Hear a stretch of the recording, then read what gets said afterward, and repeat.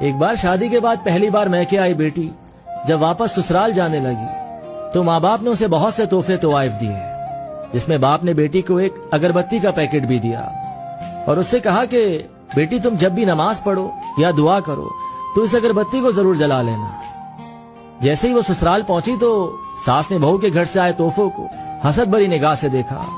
اور جب اس کی نظر اگربتی کے پیکٹ پر پڑی تو من ہی من میں ہنسنے لگی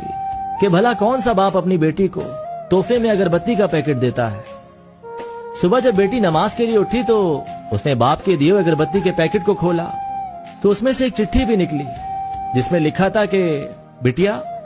یہ اگربتی خود تو جلتی ہے لیکن اپنی مہک سے پورے گھر کو مہکا دیتی ہے۔ ہو سکتا ہے تم کبھی اپنے شوہر سے روٹھ جاؤ یا کسی بات پر ساس سسر سے ناراض ہو جاؤ، دیور یا ننن کی کوئی بات تمہیں بری لگ جائے تو تم میری دی ہوئی اس نصیحت کو یاد رکھنا، اس اگربتی کی طرح جلنا۔ جیسے اگربتی خود جل کر اپنی مہک سے دوسروں کو تر و تازہ رکھتی ہے، ان کو سکون دیتی ہے، اسی طرح بیٹی تم بھی سہ جانا،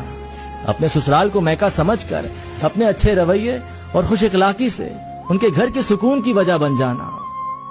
یہ پڑھ کر بیٹی پھوٹ پھوٹ کر رونے لگی تو اس کا شوہر اور ساس سسر بھی وہاں پہنچ گئے اور پوچھنے لگے کہ کیا ہوا، تو بہو نے وہ چٹھی اپنے شوہر کو دے دی۔